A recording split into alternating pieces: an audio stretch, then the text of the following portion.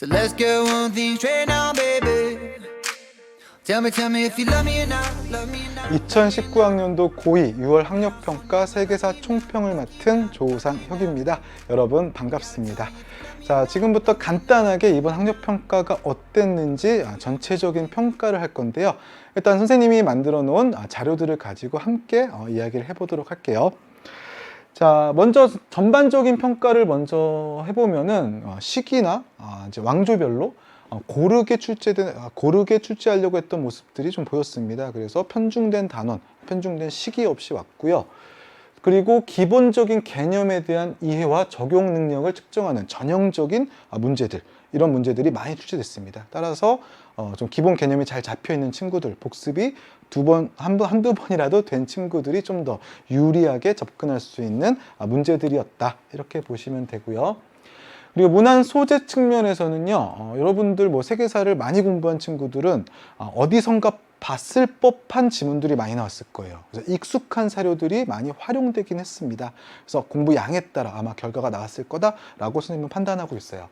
그리고 네 번째로는요, 기출된 학력평가의 선택지, 그죠? 선택지들도 많이 활용이 됐는데, 이게 고2 수준을 좀 넘어가지고요, 고3 수준에서의 선택지들도 다수가 보이거든요. 그렇기 때문에 이 6월 학력평가를 통해서 내가 세계사를 선택해도 될까 하는 고민하는 친구들이 있다면은 한번 결과를 지켜보는 것도 중요할 것 같습니다. 자, 다수 활용되어 익숙한 답지가 사용되었다라고 되어 있고요. 고난이도 문항의 경우에는요, 이게 좀 실제 수능하고 좀 달라요. 고난이도 문항은 실제 수능에서는 시기로 많이 묻거든요. 특히 서양사 부분에서. 그런데 이번에는 범위가 좀 좁다 보니까 고난이도 문항을 힌트 지우기, 지문에서 키워드 조금만 주기, 이렇게 하고 답지도 지역적인 부분, 경제 문화 파트에서 가져오면서 끌고 갔습니다. 그래서 이런 문제들을 잘 맞췄다면 1, 2등급 충분히 노려볼 수 있을 겁니다. 전반적인 틀은 이렇게 보시면 되고요.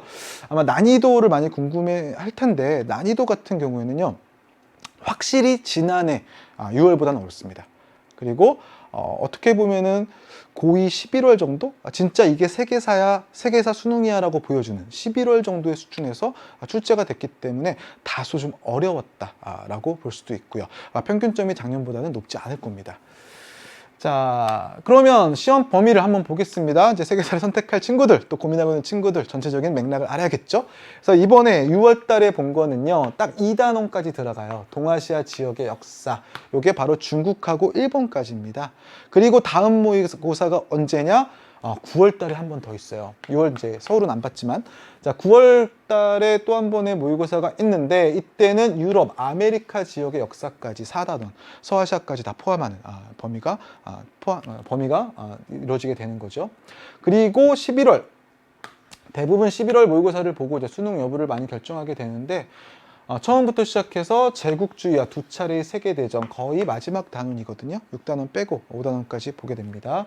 그래서 이때쯤 되면은 내가 세계사를 어떻게 공부하면 되겠구나 라는 이제 감이 좀 잡히실 거예요. 그래서 이렇게 됐다, 이렇게 이제 시험 시기와 범위가 정해지고 있다라는 거 보시고요.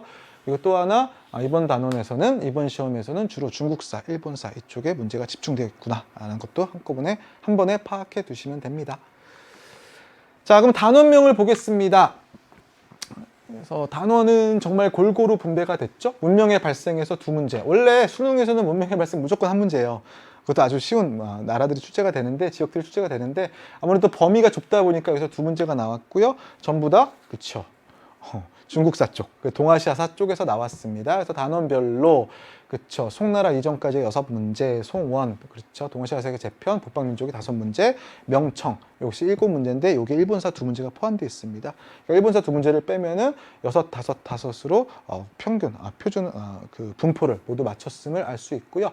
옆에는 해당되는 문항 번호들입니다. 그래서 이것을 보시고서 내가 만약에 시험 범위 내신을 준비한다 싶은 친구들은 관련 문제들을 풀어보시면 될 거예요. 범위에 맞춰서.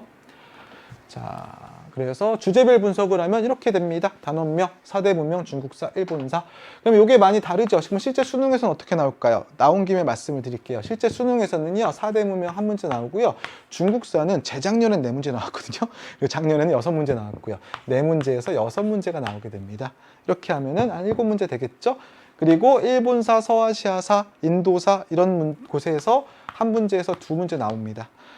원래는 더 많이 나왔었거든요. 근데 아마 2학년에서 뭐 아프리카를 비롯해서 여러 지역이 빠지는 바람에 좀 더 비중은 줄어들 것이라고 예상이 돼요. 내년 수능에서는. 그래서 이런 것들이 나오고요. 나머지는 그럼 어딜까? 서양사, 자, 유럽사 이쪽이 많이 출제가 됩니다. 그리고 현대사 쪽. 그래서 서양사가 9에서 10문제 정도가 주로 출제가 많이 돼요. 현대사가 한 문제에서 두 문제 이렇게 되고요. 그리고 주로 고난이도 문항들은 어디에서 만들어지냐면 서양사 시기 문제를 가지고서 출제를 많이 하는 편입니다. 실제 수능과는 이런 좀 차이가 있었다까지 봐주시면 되고요. 그래도 우리가 중국사, 일본사까지만 정리 딱 해놓으면은 약 5분의 2? 그 정도는 쉽게 맞출 수 있죠. 그래서 쉽게 출제가 돼요. 실제 수능에서 중국사 쪽은. 자, 그러면은 주제를 분석해 보겠습니다.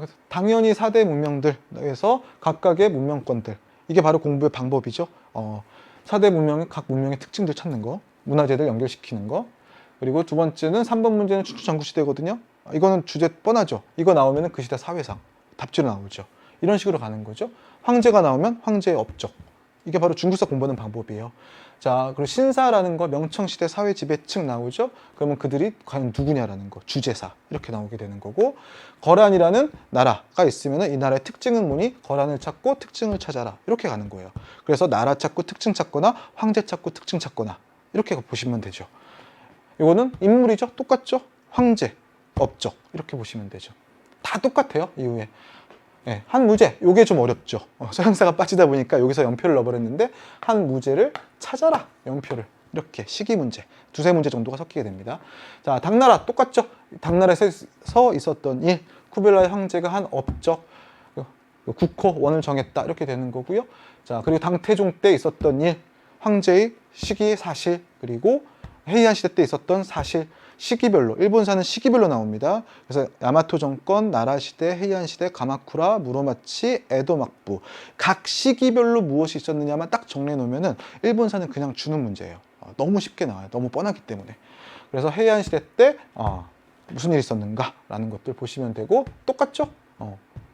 각 시대별 특징들 나오는 거죠. 그래서 중국사는 생각보다 정리하기 되게 쉬워요.